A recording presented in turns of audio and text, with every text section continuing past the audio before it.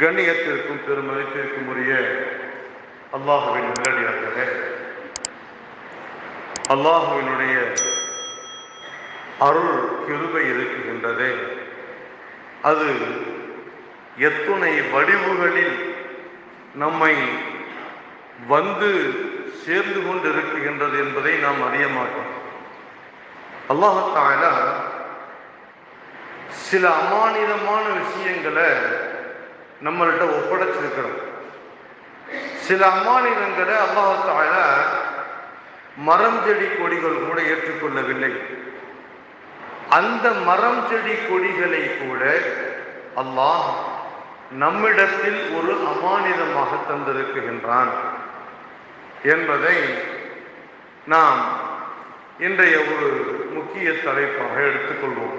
ஏன் அப்படின்னு சொன்னால், உங்களுக்கு தெரியும், கடுமையான வெப்பம், மிக மோசமான வெயில், சுட்டெரிக்கக்கூடிய இந்த வெப்ப காலத்தில், இந்த வெயில் காலத்தில் நாம் சில முக்கியமான கடமைகளை செய்வதற்கு தயாராக வேண்டும். அன்பானவர்களே, அதாவது ஒரு 4-5 தினங்களுக்கு முன்பதாக வலைதளத்தில் ஒரு வீடியோ ஒன்று பார்த்தேன். அதில் ஒரு மனிதன் நீண்ட தூரம் கடுமையான வெயில்ல வாகனத்தை செலுத்திட்டு வர, இருசக்கர வாகனம். அந்த வெயிலுடைய வெப்பம், அதனுடைய கடுமை, அதனுடைய உஷ்ணம் தாங்க முடியல அவனால.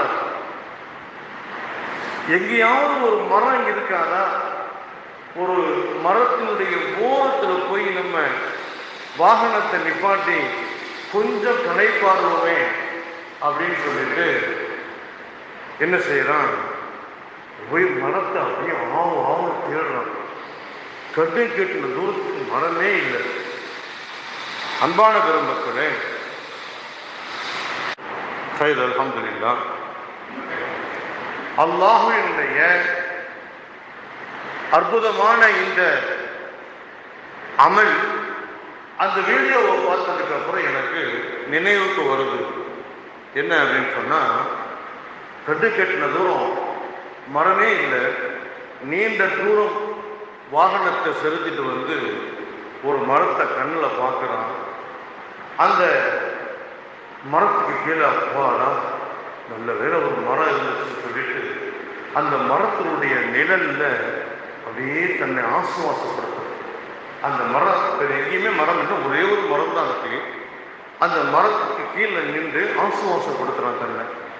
அப்ப அந்த மரத்துக்கு அடியில் ஒரு என்ன செய்யலாம், இந்த வாகனங்களுக்கெல்லாம் ரசீது போடுவான் தெரியுமா, அந்த மாதிரி ஒருத்தங்க நிற்கிறான். வந்து அதை இங்கே வந்து 1 மணி நேரம் நிற்கணும்னு சொன்னால் 1000 ரூபா பணம் வேணும் அப்படின்னு சொல்கிறான். அவன் அப்படியே அதிர்ச்சி ஆகிடுறான். என்னது, 1 மணி நேரம் நிழலில் நிற்பதற்கு 1000 ரூபாய்? அது பணமா? ஆமாம், மரத்தினுடைய நிழல்னா அவனுக்கு சும்மாவா? இதுக்கு அடுத்து 10 கிலோமீட்டருக்கு மரமே கிடையாது. இதுக்கு அடுத்து 10 கிலோமீட்டருக்கு மரமே இல்லை. நீ 1 மணி நேரம் இங்கே இருந்தாத்தான் அடுத்து நீ 10 மணி நேரம் 10 கிலோமீட்டர் செய்ய முடியும், நிதானமாக பிரயாணம் செய்ய முடியும் அப்படின்னு சொல்லிக்கிட்டு இருக்கும் போதே இன்னொரு வாகனம் வருது. அந்த வாகனத்தில் 2 பேர் இருக்கிறாங்க. அவங்க 2000 ரூபா பணத்தை கொடுத்து, நாங்கள் 1 மணி நேரம் இங்கே சுவாசம், இந்த மரத்தினுடைய நிழலை அனுபவிக்கிறோம். இது வந்து ஒரு பாடமாக அந்த வீடியோவை வெளியிடுறாங்க. இதுதான் நடக்க போகுது, கூடிய விரைவில் நடக்க போகிறது. இதுதான் நல்லா விளங்கிக்கிறதுங்க. இந்த இன்னைக்கு அடிக்கிற வெயிலினுடைய தாக்கம் என்னங்கிறது எல்லாத்துக்குமே தெரியும். எவ்வளவு மோசம், 110 டிகிரியை தாண்டிக்கிட்டு இருக்கு. நம்ம ஊரில் இப்போ 108 டிகிரி சரித்திரத்திலே கிடையாது. 110, 112, சேலம்னா 112. இது மேலே போக போக வெயிலினுடைய வெப்பம் கூடிக்கிட்டே போகுது. அன்பானவர்களே, இந்த வெப்பத்தினால் சிறு பிள்ளைகளுக்கு கொப்பளங்கள் உருவாகின்றது என்பதாக மருத்துவர்கள் சொல்றாங்க. இதே வெயிலுடைய கால தாக்கம் இன்னும் சரியாக 5 வருடங்களில் அப்படியே ரெட்டிப்பா மாறும். இப்ப இருக்கக்கூடிய அளவுக்கு இருக்கக்கூடிய வெயில் 2030 பார்த்தீங்கன்னு சொன்னா இரண்டிப்பாக மாறும். தாங்க முடியுமா? 50-60 வயசு தாங்கினவங்க தாங்க முடியாது. சின்ன குழந்தைகளால் அதை தாங்க முடியாது. நீங்க என்னதான் ஏசி வச்சாலும் சரிதான், அந்த வெயிலுடைய தாக்கம் அனைத்து மனிதர்களுடைய உள்ளுக்குள்ளு ஊடுருவும் என்பதுதான் இன்றைய காலத்தினுடைய கடுமையான சிந்தனை என்பதை நாம் நினைவில் நிறுத்த வேண்டிய கட்டாயத்தில் இருக்குகின்றோம். பெருமக்களே, இந்த வெயிலோடு போரிடக்கூடிய ஒரு கால சந்தர்ப்பத்திற்கு நாம் தள்ளப்பட்டு இருக்கின்றோம். காரணம் தெரியுமா? மனிதனுக்கு அல்லாஹ் கொடுத்து இருக்கக்கூடிய அமானிதமான இந்த மரங்களும் செடிகளும் கொடிகடிகளும் அனைத்துமே மனிதனுக்கு கொடுக்கப்பட்ட ஒரு அமானிதம். மனிதன் அதை சர்வ சாதாரணமாக தகர்த்தெறிகின்றான். சாலைகளை விருத்தி செய்வதற்காக சர்வ சாதாரணமாக வெட்டி வீழ்த்துகின்றான். உண்மையா இல்லையா? ஒரு நேரத்தில் பாட புத்தகங்களில் படித்தோம், அசோகர் தங்களுடைய காலகட்டத்தில் மரங்களை சாலைகளின் ஓரத்திலே நட்டு வைத்தார். ஏன் தெரியுமா? மண் அரிப்பு ஏற்பட்டு சாலைகள் பழுதாகிவிடக்கூடாது என்பதற்காக. அந்த மரங்களின் நிழல்களில் பயணம் செய்யக்கூடிய காலகட்டத்தில் வெப்பம் நம்மளை தாக்காது. அப்படியே பிரயாணம் செய்வதற்கு அவ்வளவு ராகத்தான் இருக்கும், அவ்வளவு இன்பமா இருக்கும். இன்னைக்கு அந்த மரங்கள் இல்லையே. சாலைகள் விரிவுபடுத்தப்பட்டிருக்கின்றதே. காலங்கள் மாறி எவ்வளவோ நுட்பமான அறிவான் சார்ந்த விஞ்ஞானங்கள் உற்பத்தியாகிவிட்டன. மரங்களை அப்படியே புடுங்கி அடுத்த இடத்தில் ஊண்டி வைக்கக்கூடிய அளவிற்கு விஞ்ஞானம் வளர்ந்து விட்டது. அப்படி இருந்தும் மரங்களை வெட்டி வீழ்த்துவதன் காரணத்தினால் வெப்பங்கள் அதிகரித்துக் கொண்டிருக்கின்றது. மழை இல்லாமல் போகிவிட்டது பெருமக்கள். அப்படிப்பட்ட அந்த வெப்பத்தோடு போரிடக்கூடிய ஒரு சூழ்நிலை நாம் உண்டாக்கி வைத்திருக்கின்றோம். அது என்ன? எப்படி போரிடுறது? மரங்களை நடுவதுதான் இந்த வெயிலில் இருந்து நாம் நம்மை தற்காத்துக் கொள்ள முடியும். கேரளாவில் பார்த்தீங்கன்னு சொன்னா எங்க திரும்புனீங்கன்னு சொன்னாலும் மனிதனை விட மரம் அதிகமாக இருக்கும். மனிதனை விட மரம் அதிகமாக இருக்கக்கூடிய காட்சியை பார்க்க முடியும். ஒவ்வொரு இடமும் அவ்வளவு குளுமையா இருக்கும், அவ்வளவு ஆனந்தமா பார்க்கறதுக்கு மகிழ்ச்சியா பச்சை பசேல்னு இருக்கும். அப்படி ஒரு காட்சி இந்த நாட்டில் இல்லாம போச்சு. எங்கேயுமே அப்படி ஒரு பச்சை பசேல்னு ஒரு சூழ்நிலை இல்லையே. நிலங்கள் எல்லாம் காய்ந்து போய் கிடக்கின்றது, வறண்டு விட்டது. மரங்களை அழித்ததினுடைய விளைவு மழை இல்லாமல் போய் மண்ணுகள் எல்லாம் பசுமை இழந்து காய்ந்து போய் ஆடு மாடுகளுக்கு தேவையான உணவும் இல்லை, தண்ணீரும் இல்லை. அவைகள் படக்கூடிய அந்த கன்றாவி காட்சியை பார்ப்பதற்கே கஷ்டமா இருக்குதுங்க. அன்பான பெருமக்களே, 1 ஏக்கர்ல மரம் வைத்தால் அதனுடைய நன்மை என்ன தெரியுமா? 30 to 50 டன் மாசுகளை சுத்தப்படுத்தக்கூடிய வேலையை 1 ஏக்கரில் இருக்கக்கூடிய மரம் செய்கின்றது என்பதாகவும், 12 to 15 டன் ஆக்சிஜனை, நல்ல காற்றை வெளியாக்குகின்றது என்பதாகவும், மனிதன் விடக்கூடிய கார்பன் டை ஆக்சைடு சொல்லக்கூடிய துர்காற்றை, அந்த மோசமான சுவாச காற்றை அந்த மரங்கள் உள்வாங்கிக் கொண்டு மனிதன் சுவாசிப்பதற்காக நல்ல காற்றுகளை தருகின்றது என்பதாகவும், இன்னும் 20 to 30 டன் டெசிபல் என்று சொல்லக்கூடிய மிகவும் மோசமான இரைச்சல்களை அந்த மரங்கள் தனக்குள் உள்வாங்கி மனிதனை நிம்மதியாக வாழச் செய்கின்றது என்பதாகவும் மரங்களின் பலன்களை பற்றி சொல்லி காட்டுவார்கள். அன்பான பெருமக்களே, அப்படிப்பட்ட இந்த காலகட்டத்தில் நாம் மரங்களுடைய நன்மைகளை நன்கு விளங்கிக் கொள்ள வேண்டும். பொதுவாகவே அல்லாஹ் தஆலா நமக்கு தந்திருக்கக்கூடிய வியாபாரத்தில் ஒரு வியாபாரம் செய்யறோம்னு, துணி வியாபாரமோ அல்லது மளிகையோ அல்லது ஹோட்டலோ எந்த வியாபாரம் செஞ்சாலும் ஒன்றுக்கு ஒன்று லாபம் கிடைக்கிறது மிகப்பெரிய விஷயம் இல்லையா? ஆனால் இந்த மரம் நடக்கூடிய விஷயத்தில் அல்லாஹ் தரக்கூடிய லாபம் என்ன தெரியுமா? 1க்கு 700. ஒரு நெல் பயிரை நீங்கள் விட்டிட்டால் அதிலிருந்து 7 கிளைகள் உண்டாகி ஒவ்வொரு கிளைக்கும் 100 நெல் மணிகள் உண்டாகி 700 மணிகளை உங்களுக்கு கொடுக்கும் என்பதாக நான் சொல்லல. குர்ஆன் வசனம் சொல்கின்றது. 2வது அத்தியாயத்தில் 261வது வசனத்தில் அல்லாஹ் தஆலா பதிவு செய்கின்றார். அன்பான பெருமக்களே, அப்படிப்பட்ட இந்த மரத்தினுடைய நன்மைகளை பற்றி நமக்கு ஏராளமாக மார்க்கம் சொல்லி தந்திருக்கின்றது. அனஸ் ரலியல்லாஹு அன்ஹு அவர்கள் நாம் நட்ட மரத்தினுடைய பலன்களை பற்றி சொல்லி காட்டும் பொழுது, மண்ணறைகளை செழிப்பாக்குங்கள், மரங்களின் மூலமாக செழிப்பாக்குங்கள். சில ஊர்களில் பார்த்தீங்கன்னா மண்ணறை கபர்ஸ்தான்களை பார்க்கறதுக்கு அவ்வளோ ஜோதியா இருக்கும், அப்படி பார்க்கறதுக்கு பசுமையா இருக்கும். என்ன காரணம் தெரியுமா? அதுக்கு ஒரு ஹதீஸ் தான் காரணம். நபி ஸல்லல்லாஹு அலைஹி வஸல்லம் வழியில் போய்கிட்டு இருக்கிறாங்க. அப்படி போய்கிட்டு இருக்கும்போது 2 கபறுகளில் வேதனை செய்யப்படுது. 2 பச்சை மட்டையை 2ஆ கிழிச்சு 2 கபறுலையும் ஊண்டி வைக்கிறாங்க. இந்த பச்சை மட்டை காயும் வரை இவர்களுடைய வேதனை அதாபு நிறுத்தி வைக்கப்படுகின்றது என்பதாக சொன்னாங்க. இந்த ஒரு ஹதீஸினுடைய அடிப்படையில் தான் இன்றைக்கும் நாம் கபூரில் என்ன செய்கிறோம்? அடக்கம் செஞ்சதுக்கப்புறம் ஏதாவது ஒரு பச்சை செடியை, நம்ம ஊரில் ஏதாவது ஒரு கள்ளி செடியை போன்ற செடியை ஊண்டி வச்சுட்டு வர்றோம் இல்லையா? அது அந்த கபருக்கு நன்மையை தருகின்றது, கபரில் உள்ளவருக்கும் நன்மை தருகின்றது. அது மாத்திரமில்லை, நீங்கள் ஒரு மரத்தை நட்டு வைக்கிறீங்கன்னு வைங்களேன், அந்த மரம் அல்லாஹுவை தஸ்பீஹ் செய்வதாக 55வது அத்தியாயத்தில் 6வது திருவசனத்தில் அல்லாஹ் தஆலா சொல்லுகின்றான். அப்ப அது செய்யக்கூடிய தஸ்பீஹினுடைய நன்மை உங்களுக்கும் வந்து சேரும்.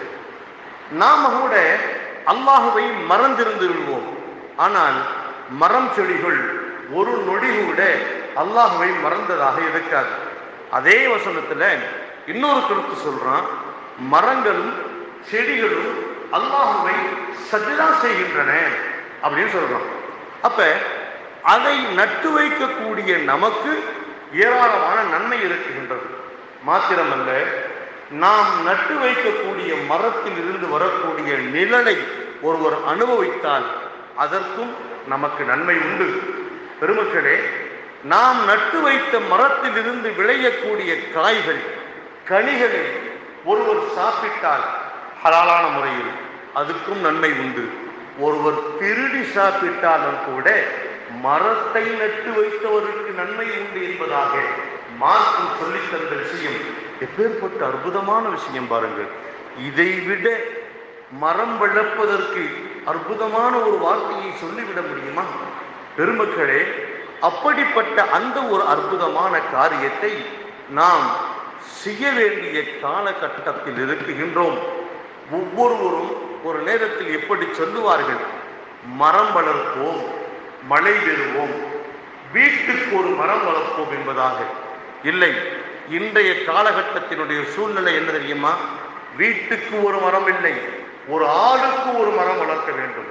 நம்ம வீட்டில் 10 பேர் இருந்தாங்கன்னு சொன்னா குறைஞ்சது நாம ஒரு 10 மரமாவது எங்காவது ஒரு இடத்தில், நமக்கு சொந்தமான இடமாக இருந்தால் அல்ஹம்துலில்லாஹ், அல்லது கேட்பாரற்ற இடமாக இருந்தால் அங்கு மரத்தை ஊண்டி அங்கு நாம் தண்ணீரை கொடுத்து அதை உருவாக்கி அந்த மரத்தினுடைய நன்மையை இந்த பூமிக்கு தருவதென்பது நாம் நமக்கே செய்து கொள்ளக்கூடிய ஒரு அற்புதமான சேவை என்பதாக நாம் விளங்கிக் கொள்ள வேண்டும். அன்பான பெருமக்களே, அப்படிப்பட்ட மரம் நடுதலை பற்றி மார்க்கம் ஏராளமான விஷயங்களை நமக்கு சொல்லி தந்திருக்கின்றது. நாம இந்த மரம் நடக்கூடிய விஷயங்கள்ல சில ஹதீஸ்களை தேடி பார்த்தோம்னு சொன்னா அதுல மேராஜுக்கு சென்றிருக்கும் போது நபிகள் நாயகம் ஸல்லல்லாஹு அலைஹி வஸல்லம் அவர்கள் என்ன செய்யறாங்க, இப்ராஹிம் அலைஹிஸ்ஸலாம் அவங்க சந்திக்கிறாங்க.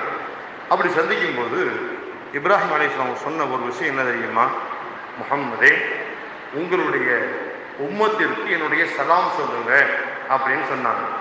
அப்படி சொல்லக்கூடிய இந்த வார்த்தையை யாரு கேட்டாலும் அவங்களுக்கு பதில் இப்படி சொல்லணும், வ அலைஹி ஸலாத்து வஸ்ஸலாம் சொல்லுங்க, வ அலைஹி ஸலாத்து வஸ்ஸலாம்.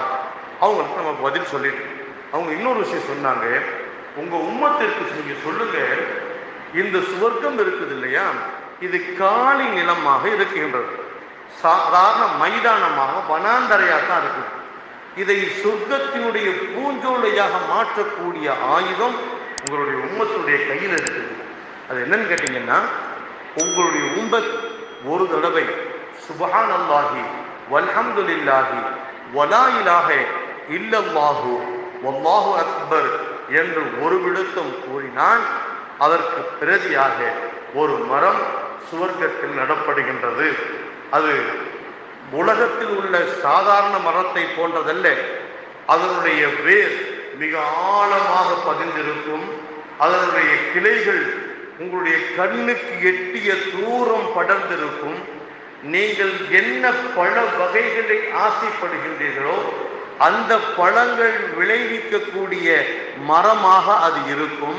மாத்திரமல்ல, அதிலிருந்து நீங்கள் பறித்து சாப்பிடக்கூடிய பழங்கள் ஒவ்வொரு கடிக்கும் ஒவ்வொரு சுவை மிகுந்ததாக இருக்கும் என்பதாக சொல்லி தந்தார்கள். இந்த உலகத்தில் இருக்கும் பொழுதே உலகத்தில் மரத்தை உருவாக்குவது என்பது ஒரு சுவர்க்கத்தை உருவாக்குவது போன்று என்பதாக பழமொழி சொல்லுவார்கள், அது முதுமொழி என்பதாகவும் சொல்லுவார்கள். ஆனால் உலகத்தில் இருந்து கொண்டே சுவர்க்கத்தில் நமக்காக தயாரிக்கப்பட்ட இடத்திலே மரம் உருவாக்கக்கூடிய வாய்ப்பை அல்லாஹ் நமக்கு தந்திருக்கிறான் என்று சொன்னால், அன்பான பெருமக்களே, அதையும் நாம் பயன்படுத்தாமல் விட்டுவிடக்கூடாது. அன்பானவர்களே, மரம் சம்பந்தமாக இன்னும் சில செய்திகளை நாம் கிரந்தங்களில் தேடி பார்க்கும் பொழுது ஒரு அற்புதமான சம்பவம் ஒன்று கிடைக்கப்பட்டது. அதுல அபூ துபாபா ரலியல்லாஹு அன்ஹு என்ற ஒரு சஹாபி, அந்த சஹாபியினுடைய பொறுப்புல ஒரு யத்தீமான சிறுவர் பராமரிப்புக்காக ஒப்படைக்கப்பட்டிருக்கின்றார். அந்த அபூ துபாபா அவர்களுக்கும் அந்த யத்தீமான நபருக்கும் சிறுவருக்கும் பொதுவான ஒரு சொத்து இருக்குது. அந்த சொத்தை அபூ துபாபா பாதுகாத்து கொண்டு அந்த சிறுவரையும் வளர்த்து வரக்கூடிய காரியத்தை செய்கிறார். அந்த தோட்டத்தில் ஒரு குறிப்பிட்ட மரத்தை அந்த யத்தீமான சிறுவர் ரொம்ப நேசிக்க ஆரம்பிச்சார். அந்த மரம் அவருக்கு ரொம்ப பிடிச்சிச்சு. அதனால அவர் என்ன செஞ்சாரு, எப்ப பார்த்தாலும் அந்த மரத்திலேயே போய் விளையாடிக்கிட்டு இருப்பார். இது நம்ம தோட்டம் தானே, நம்ம மரம் தானே அப்படின்னு சொல்லிட்டு அதுல விளையக்கூடிய பழங்களை பறித்து ஆர்வமா சாப்பிடுவார். காலகட்டங்கள் அப்படியே போச்சு. சிறுவர் வயது பெரியவராகிவிட்டார், வாலிபமாகிவிட்டார். இப்ப சொத்து சரிபாதியாக பிரிக்கக்கூடிய ஒரு சூழ்நிலை. அப்படி பிரிக்கும் பொழுது பிரித்து அந்த சிறுவருக்கு சேர வேண்டிய சொத்தை ஒப்படைச்சாச்சு. இப்ப தன்னுடைய சொத்தில் அந்த தனக்கு பிடித்த அந்த மரம் வந்திருக்குதா அப்படின்னு அந்த ஒரு தேடி பார்க்கிறாரு. அந்த மரம் அவருடைய பங்குல வரல, அது அபூ துபாபாவுடைய பங்குல போயிருச்சு. அப்ப அவர் ரொம்ப சோகமா மனம் உடைந்து போய் அந்த மரம் நமக்கு வரலையே, அந்த மரம் நமக்கு ரொம்ப பிடிக்குமே அப்படின்னு சொல்லிட்டு என்ன செஞ்சாரு, போய் கம்ப்ளைண்ட் பண்ணிட்டார். சொல்லலாம், அபூ துபாபா எனக்கு சொத்து பிரிக்கும் போது எனக்கு பிடிச்சமான மரத்தை அவர் எடுத்துக்கிட்டாரு, எனக்கு அந்த மரம் கிடைக்கல அப்படின்னு சொல்லிட்டு கம்ப்ளைண்ட் பண்ண உடனே அபூ துபாபாவை கூப்பிட்டு விடுறாங்க ரசூலுல்லாஹி அலைஹி வஸல்லம். இந்த யத்தீமான சிறுவரை நீங்கள் தான் பேணி பராமரித்து வளர்த்து வந்தீங்க, எல்லாருக்கும் தெரியும். சொத்து பங்கீடு எப்படி நடத்துனீங்க அப்படின்னு சொல்லிட்டு கேட்கும் பொழுது எப்படி சொத்து பங்கீடு நடந்தது என்பது விவரத்தை சொல்லி முடிச்சுட்டாங்க. அதை சொல்லி முடித்த போது அவரின் மீது எந்த தவறும் இல்லை என்பதை என்ன செய்கிறாங்க, விளங்கிக்கிறாங்க. ஸல்லல்லாஹு அலைஹி வஸல்லம். அப்ப சிறுவர் மீது அந்த அபூதுபாவின் மீது எந்த தப்பும் இல்லை அப்படின்னு உணர்ந்துக்கிட்டு அதை எடுத்து சொல்றாங்க. இது வந்து அந்த மரம் உங்களுக்கு வராதுமா அப்படி சொல்லியும் அந்த அந்த யத்தீமான இளைஞருக்கு அது மனசு கேட்கல, முகம் வாட்டமாகவே இருக்குது. சரி, இவ்வளவு வாடிப்பு இருக்கிறாரு. அப்ப அபூதுபாவை கூப்பிட்டு, அபூதுபாவா, அந்த ஒரு மரத்தை அவருக்கு நீங்க விட்டு கொடுத்துருங்களேன், அதுக்கு பதிலா நான் உங்களுக்கு சொர்க்கத்துல ஒரு மரம் தர்றதுக்கு துவா செய்யறேன் அப்படின்னு சொன்னாங்க. சஹாபாக்களுக்கு அது ரொம்ப விருப்பம்தான். ஆனால் அபூதுபாபாவுக்கு அந்த யத்தீமான சிறுவரின் மீது கொஞ்சம் கோபம். நம்ம எவ்வளவு கரெக்டா இதுவரைக்கும் அந்த பையனுக்கு எந்த விதமான மனசங்கடமும் ஏற்படாம பேணி பராமரித்து வளர்த்து வந்து சொத்தையும் சரியான முறையில பங்கிட்டு கொடுத்தும் நம்மளை போய் ரசூலுல்லாஹ்ட்ட கம்ப்ளைண்ட் பண்ணிட்டாரு அப்படிங்கிற அந்த கோபம், இல்லை ரசூலுல்லாஹ் எனக்கு அவருக்கு தர்றதுக்கு விருப்பம் இல்லை அப்படின்னு சொல்லிட்டாங்க. அப்படின்னு சொன்ன உடனே சாபித் இப்னு கஹ்தான் என்று சொல்லக்கூடிய ஒரு சஹாபி, யா ரசூலுல்லாஹ், அந்த மரத்தை அபூதுபாபாட்ட இருந்து நான் வாங்கி தர்றேன், எனக்கு சொர்க்கத்துல மரம் கிடைக்குமா அப்படின்னு சொல்லிட்டு கேட்கும் பொழுது, செய்கிறேன், உங்களுக்காக நான் துவா செய்கிறேன் அப்படின்னு சொன்ன உடனே அபூதுபாபாட்ட போய், அபூதுபாபா, நான் அந்த மரத்துக்கு பதிலாக அதை விட 10 மடங்கு மகசூல் தரக்கூடிய, விளைச்சல் தரக்கூடிய ஒரு மரம் உங்களுக்கு தர்றேன். அந்த மாதிரி மரம் இந்த மதினாவில் யாருக்குமே கிடையாது. அதுக்கு பதிலாக நீங்கள் அந்த ஒரு மரத்தை கொடுத்துருங்களேன். முடியாது. 2 மரம் தர்றேன். முடியாது. 3, 4, 5, 10 மரம், 10 மரம் தர்றேன், நீங்கள் அதை கொடுத்துருங்களேன் அப்படின்னு சொன்னதுக்கப்புறம் அவர் அந்த மரத்தை கொடுத்ததாக சரித்திரம் சொல்கின்றது.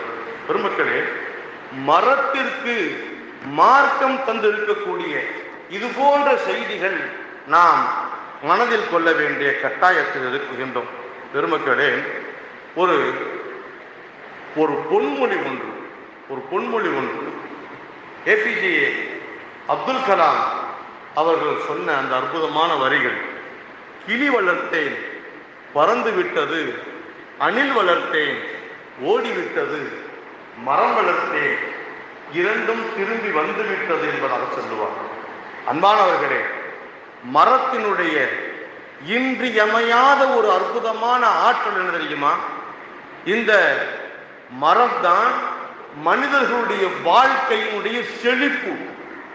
மனிதர்கள் இல்லாமல் மரம் வாழ்ந்துவிடும், ஆனால் மரங்கள் இல்லாமல் மனிதனால் சுகாதாரமாக வாழ முடியாது என்பதுதான் உண்மை. என்பான பெருமக்களே, நாம் வெளியிடக்கூடிய சுவாசம் இருக்குது இல்லையா, இத்தனை பேர் இருக்கிறோமே, இத்தனை பேரும் வெளியிடக்கூடிய அந்த கார்பன் டை ஆக்சைடு சொல்லக்கூடிய மோசமான காற்று இருக்குதுல்ல, இந்த சுவாசத்தை சுத்தப்படுத்தக்கூடிய காரியத்தை மரங்கள் தான் செய்கின்றன என்பதாக நாம் முதல்ல விலகிக்கொள்ளணும். அதுக்கு பதிலாக அது ஒரு சுவாசத்தை, காற்றை வெளியிடுது, அதைத்தான் நாம் சுவாசிக்கிறோம். அதை சுவாசிக்கிறதுனால தான் ஆரோக்கியமாக வாழ்ந்து கொண்டு இருக்கின்றோம். மரம் தரக்கூடிய நிழல் தான் அற்புதமான நிழல். நீங்கள் சாதாரணமாக இப்படி பில்டிங்ல ஒரு நிழல்ல உட்காரக்கூடிய இந்த ஃபேன் காத்துல இருக்கக்கூடிய இந்த ராகத்துக்கும் நல்ல குளுமையான செழுமையான மரத்துக்கு கீழே ஒரு வேப்ப மரம், நல்ல விளைஞ்ச வேப்ப மரம், ஒரு ஆலமரத்துக்கு கீழே அதனுடைய சிறு சிறு சிறு சிலுன்ற காத்துல நின்று பாருங்களேன், அப்படியே ஒரு ராகத்தா இருக்கும். உடம்புல ஒரு குளிர்ச்சி ஏற்படும், மனதுல ஒரு மகிழ்ச்சி ஏற்படும். அப்படிப்பட்ட ஒரு அற்புதமான ஆற்றல் உள்ளதுதான் மரம். மண் அரிப்பை தடுக்கக்கூடியது மரத்தினுடைய வேர்கள் ஆழமாக பதிந்திருப்பதால் தான் அவைகள் தடுக்கப்படுகின்றன என்பதாக நாம் முதலில் விளங்கிக் கொள்ள வேண்டும். காற்றை சுத்தப்படுத்தக்கூடியதாக மரங்கள் இருந்து கொண்டிருக்கின்றது மாத்திரமல்ல, விலங்குகளுக்கும் பறவைகளுக்கும் இருப்பிடமாக, தன்னுடைய வசிப்பிடமாக மரங்கள் இருந்து கொண்டிருக்கின்றன என்பதையும் நாம் என்ன செய்ய வேண்டும், நினைவில் கொள்ள வேண்டும். அன்பான பெருமக்களே, விசிப்பின் துளி வீழின் அல்லால் மாற்றாங்கே பசும்பொன் தலை காண்பதறிது என்பதாக வள்ளுவர் சொல்லி காட்டுவார். அதனுடைய விளக்கம் என்ன தெரியுமா? உலகில் போதிய வாழ்வாதாரம் வேண்டும் என்று சொன்னால் மழை வேண்டும். அந்த மழை வேண்டும் என்று சொன்னால் மரம் வேண்டும். வீட்டுக்கு ஒரு மரம் வளர்ப்போம் என்பதல்ல, ஆளுக்கு ஒரு மரம் வளர்ப்போம். பெருமக்களே, இன்னும் சரியாக 5-6 வருடங்களில் மிக மோசமான வெப்பத்தை சந்திக்க இருக்கின்றோம். அந்த வெப்பத்தில் இருந்து நம்மை நாம் பாதுகாக்க வேண்டும் என்று சொன்னால் இப்பொழுதே நாம் உறுதி கொள்ள வேண்டும். குறைந்தது ஒரு ஆள் ஒன்றுக்கு 10 மரமாவது நட வேண்டும். 10 மரங்களையாவது நட வேண்டும். அந்த மரங்கள் இந்த வெப்பத்தில் இருந்து நம்மை காக்கக்கூடிய ஆயுதங்களாக மாறும். வாருங்கள், வெயிலை வென்றெடுக்க போர் தொடுப்போம் மரம் வளர்ப்பதின் மூலமாக. அல்லாஹ் சுப்ஹானஹு வ தஆலா இந்த கடுமையான வெப்ப வெயில்களில் இருந்து நம் அனைவரையும் பாதுகாப்பானாக. வாஹிரு தஅவானா அனில் ஹம்துலில்லாஹி ரப்பில் ஆலமீன்.